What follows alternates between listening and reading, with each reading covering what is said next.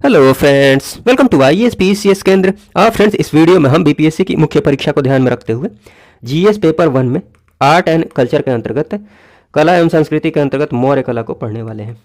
मौर्य कला, इसके पहले हमने जनजातीय विद्रोह को कंप्लीट कर लिया है। तो अगर आपने पिछले वीडियोज़ को नहीं देखा है तो डिस्क्रिप्शन बॉक्स में लिंक दिया हुआ है, आप जाकर उन वीडियोज़ को भी देख सकते हैं। उन वीडियोज़ में मैंने काफ़ी कुछ बताया है।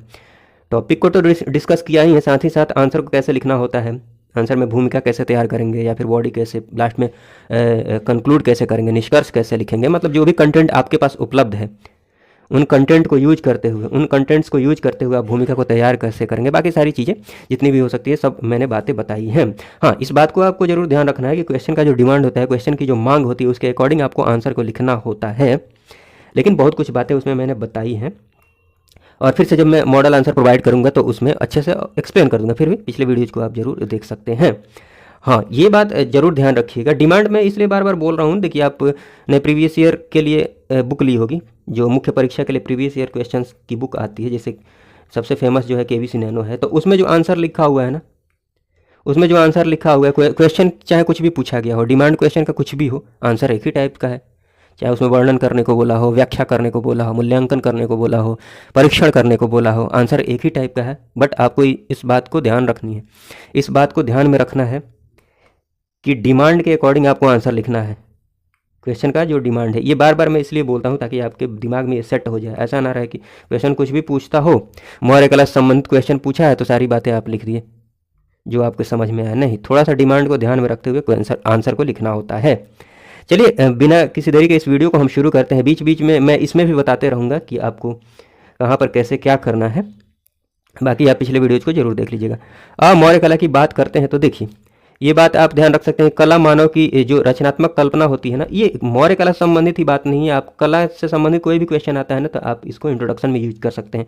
और मौर्य कला की बात की जाए तो इन बातों को आप इंट्रोडक्शन में यूज कर सकते हैं। सामान्य से इंट्रोडक्शन की बात की जाए, सामान्य भूमिका की बात की जाए तो आप इन बातों को यूज कर सकते हैं। हालांकि मैं बार बार बोल रहा हूँ कि क्वेश्चन की जो मांग है, जो डिमांड है, उसके अकॉर्डिंग आप इंट्रोडक्शन लिखें, चाहे बॉडी, चाहे वो कंक्लूड करना हो, निष्कर्ष लिखना हो, वो करें क्वेश्चन के डिमांड के अकॉर्डिंग, मांग के अकॉर्डिंग। फिर भी सामान्य से इंट्रोडक्शन की बात कीजिए, जनरल से इंट्रोडक्शन की बात कीजिए, तो इन बातों को आप ध्यान रख सकते हैं।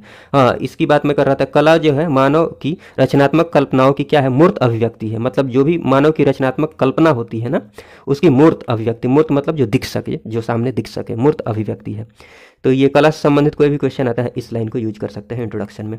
उसके बाद मौर्य कला की बात की जाए तो बिहार में हड़प्पा काल के बाद मौर्य काल में, कब, हड़प्पा काल के बाद मौर्य काल में कला एवं स्थापत्य का प्रभाव स्पष्ट रूप से दिखाई देता है। ठीक है, तो ये बात भी आप यूज कर सकते हैं इंट्रोडक्शन में। बाकी कला की ये टाइम पीरियड दिया हुआ है, कला की प्रगति के स्पष्ट साक्ष्य बिहार में मौर्य काल में कब दिखते हैं, लगभग 4वीं शताब्दी ईसा पूर्व से दिखाई देने लगते हैं, उपलब्ध होने लगते हैं। तो इन बातों को यूज कर सकते हैं, जिनमें कला के दो रूप देखने को मिलते हैं। एक तो दरबारी कला अर्थात राजकीय कला, मतलब जिन कलाओं को राजकीय संरक्षण प्राप्त होता है, और एक लोक कला जो स्वतंत्र रूप से जिन कलाओं का निर्माण होता है, लोक रुचि का जो विषय होता है उन पर स्वतंत्र रूप से इन कलाओं का निर्माण होता है। ठीक है, तो ये सारी बातें हैं। उसके बाद चलिए हम एक एक करके सारी बातों को डिस्कस करते हैं। आप ये फ्लो चार्ट जरूर बना सकते हैं, जहाँ भी आपको स्कोप मिले फ्लो चार्ट बनाने का, डायग्राम बनाने का, मैप बनाने का, आप उस स्कोप को भरपूर यूज कीजिए, क्योंकि उससे आपको आंसर को लिखने में टाइम भी बचेगा, मार्क्स भी मिलेंगे, और जो टाइम बचेगा उसको आप किसी और क्वेश्चन के आंसर में दे सकते हैं। ठीक है, तो मौर्य कला की बात कर ली जाए तो देखिए, आपको इनको दो भागों में बांट सकते हैं। एक तो राजकीय कला, जिनके अंतर्गत राजकीय कला या फिर दरबारी कला, स्थापत्य कला के नाम से भी जान सकते हैं, क्योंकि इनके संरक्षण में मुख्य रूप से स्थापत्य कला का ही निर्माण होता है। और उसके बाद दूसरा ये लोक कला, और इसमें मैंने कुछ एग्जाम्पल्स को दिखा दिया। हाँ, इस राजकीय कला की बात की जाए तो जो चंद्रगुप्त मौर्य कालीन कलाएं हैं, मतलब जिन कलाओं का निर्माण हुआ है, स्थापत्य का निर्माण हुआ है, उनको मैंने कैटेगराइज कर दिया है यहाँ पर, आप भी कर सकते हैं। ये अशोक कालीन हो गया, ये दशरथ कालीन, ये ठीक है ना, दशरथ कालीन जो कलाएं हैं। और उसके बाद मैंने जो एग्जाम्पल्स हैं उनको दिखा दिया। चंद्रगुप्त मौर्य के टाइम में जो सबसे फेमस आर्किटेक्चर का एग्जाम्पल है वो ये ध्यान रख सकते हैं, कुम्हरार से जो प्राप्त राजप्रासाद है। ठीक, ये वाला एग्जाम्पल ध्यान रखिएगा, चंद्रगुप्त मौर्य कालीन सबसे बेस्ट एग्जाम्पल है स्थापत्य का। उसके बाद अशोक के काल में किन किन कलाओं का निर्माण होता है, स्तंभ का निर्माण होता है, स्तूप का, गुफाओं का निर्माण होता है। गुफाओं में बराबर की जो पहाड़ियाँ हैं ना, उनमें आप एग्जाम्पल ध्यान में रख सकते हैं। बराबर की पहाड़ियों के में, मतलब पहाड़ियों को काटकर जिन गुफाओं का निर्माण किया गया, उनमें ये मैंने एग्जाम्पल्स लिखे हैं। विश्व झोपड़ी हो गया, सुदामा हो गया, कर्ण चौपड़, ठीक है। आजीविकों को रहने के लिए इन गुफाओं का निर्माण किया गया था। फिर दशरथकालीन गुफाओं की बात कर ली जाए तो नागार्जुनी पहाड़ी में जैसे लोमेश ऋषि गुफा हो गया, ठीक है ना, गोपिका गुफा हो गया, तो ये एग्जाम्पल्स आप ध्यान रख सकते हैं। उसके बाद बात कर ली जाए, चलिए, तो ये तो हो गया फ्लो चार्ट। फ्लो चार्ट आप जरूर बनाइएगा। अब चलिए फ्लो चार्ट को एक्सप्लेन कर लेते हैं।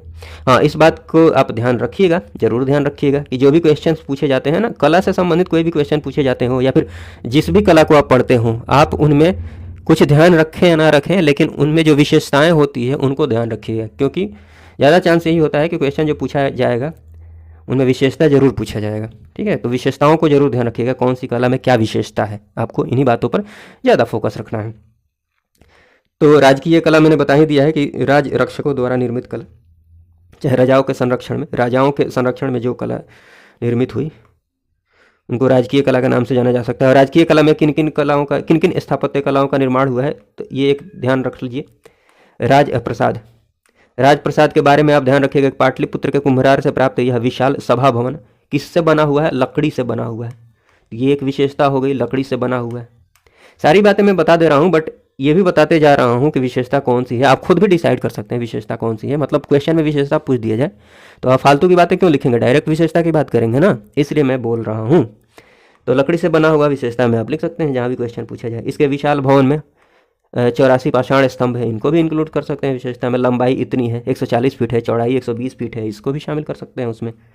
हाँ, ये ध्यान रख सकते हैं कि एरियन के अनुसार चंद्रगुप्त के राजप्रसाद जो है ना, राजप्रासाद की शान शौकत का मुकाबला ना तो सूसा और ना तो इकबताना जैसे प्रसिद्ध नगर ही कर सकते हैं। मतलब काफ़ी शानदार भवन था। उसके बाद बात की जाए फाहियान के अनुसार बात की जाए तो यह देव निर्मित भवन है। भाई किसने बोला था? फाहियान ने। उसके बाद बात कर ली जाए, स्तंभ की बात कर ली जाए तो देखिए यहाँ पर देखिए स्तंभ मैंने यहाँ पर बना दिया है, तो आप भी डायग्राम बना सकते हैं। और ऐसा नहीं कि बहुत अच्छा डायग्राम बनाना है, बस आपको ऐसा डायग्राम बना देना जिससे उसको समझ में आ जाए, सामने वाले को समझ में आ जाए, एग्जामिनर को समझ में आ जाए। तो सिंपल सा डायग्राम मैंने इसलिए बनाया ताकि आप भी आसानी से बना सकें। क्या करना है, ऐसे खींच दीजिए।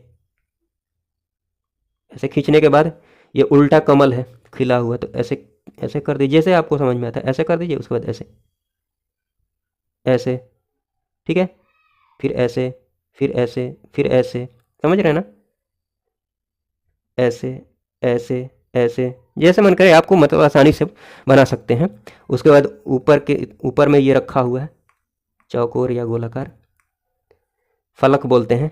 और उसके ऊपर जो आकृति है, कैसी भी आकृति आप बना सकते हैं, ऐसे कुछ भी करके बना सकते हैं, कुछ भी बना दीजिएगा, ठीक है, आसानी से। चलिए, तो ये नीचे जो है ना, इसको बोलते हैं यष्टि, ये यष्टि है। और ये फलक है, ये अधोमुख कमल है, मतलब उल्टा उल्टा कमल रखा हुआ, खिला हुआ कमल है उल्टा।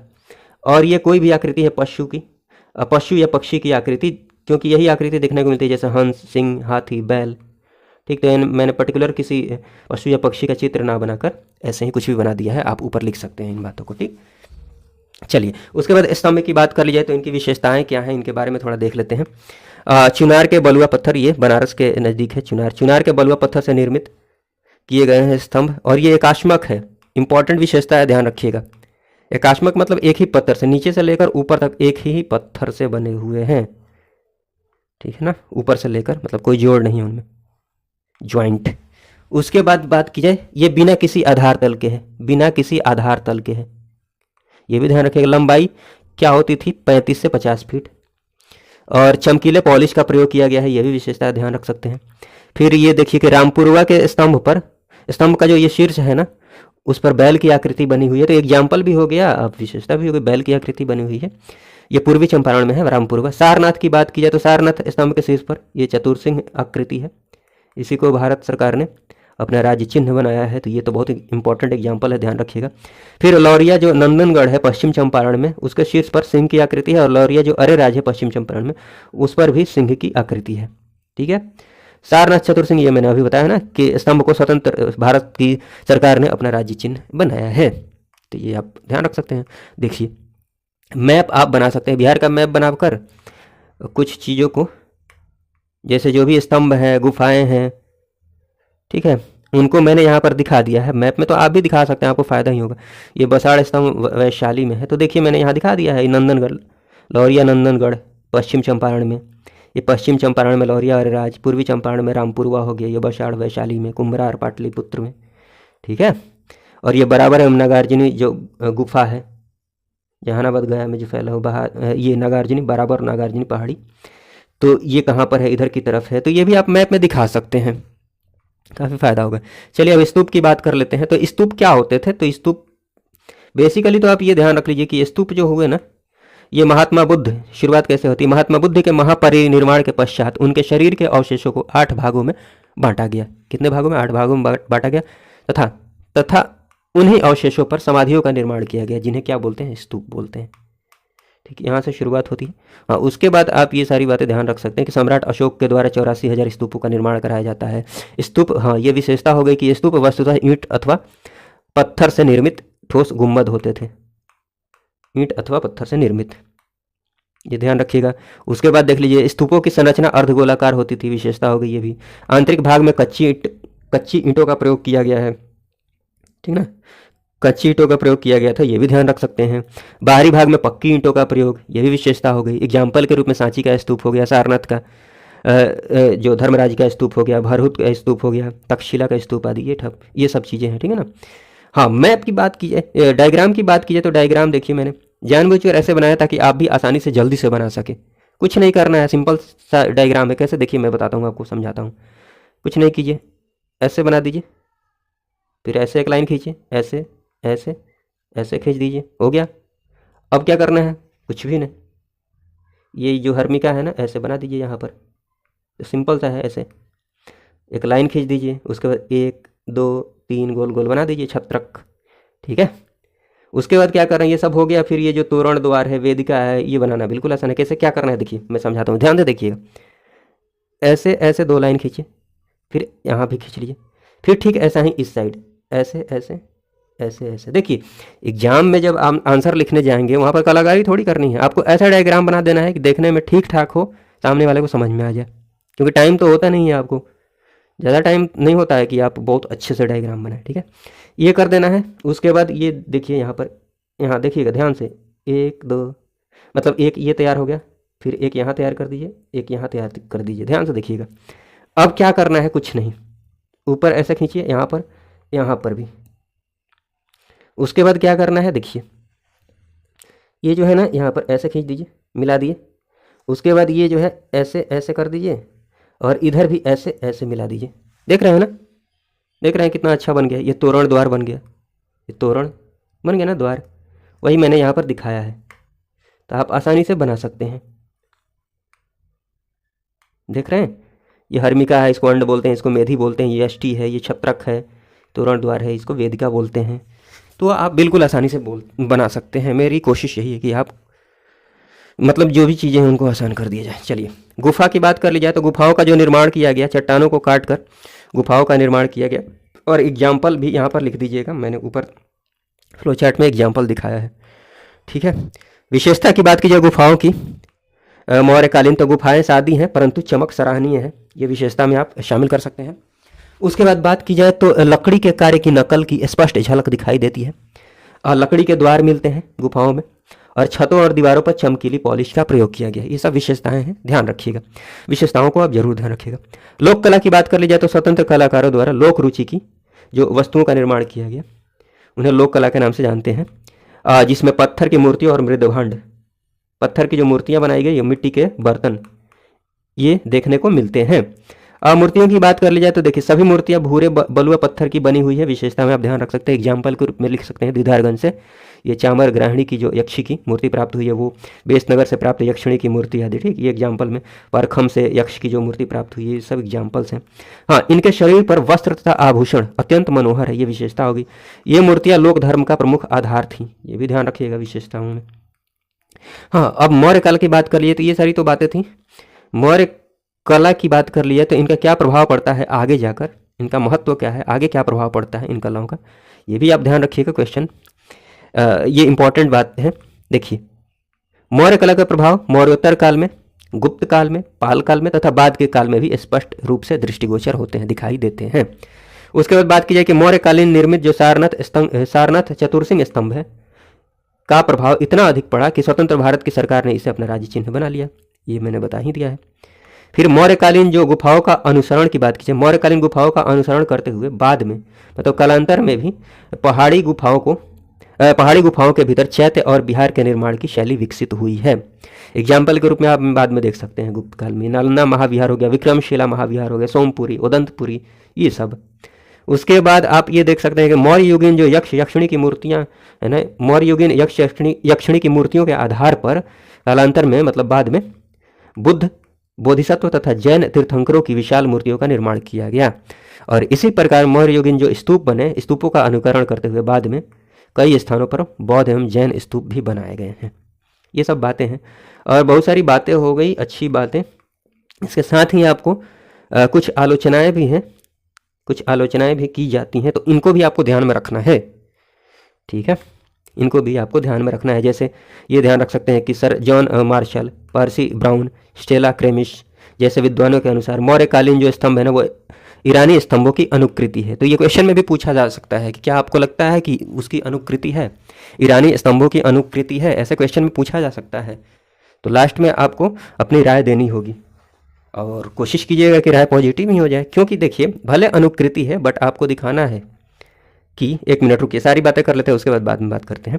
जैसे जहाँ ईरानी स्तंभों में, यहाँ देख लीजिए जहाँ ईरानी शैली में और आलोचना में क्या क्या बातें कही जाती हैं।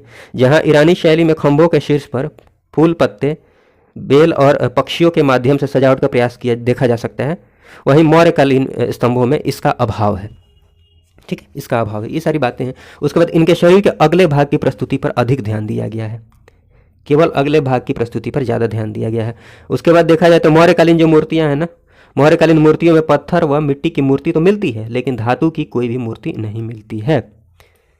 ठीक है, तो ये सारी बातें हैं। उसके बाद बात की जाए और एक मिनट, बिल्कुल अनुकृति की बात की जाए, हाँ तो ये पूछा जाएगा कि सर जॉन मार्शल, पर्सी, ये अभी मैंने बात की थी ना कि अगर क्वेश्चन में आपको पूछ लिया जाए क्या आपको लगता है कि मौर्यकालीन जो स्तंभ बने हुए हैं वो ईरानी स्तंभों की अनुकृति है, तो आप एग्जाम्पल के रूप में बता सकते हैं कि अनुकृति नहीं है। कैसे? क्योंकि जो मौर्यकालीन स्तंभ है ना उसके नीचे आधार तल का प्रयोग नहीं किया गया है, जबकि ईरानी स्तंभ में आधार तल का प्रयोग किया गया है। तो आपको जैसे जस्टिफाई करना है, आपको जो लगता है आप आंसर में लिख सकते हैं, बट कोशिश आप कर सकते हैं क्योंकि मौर्यकालीन जो कला है, यहाँ की कला है, तो पॉजिटिव रिस्पॉन्स दें।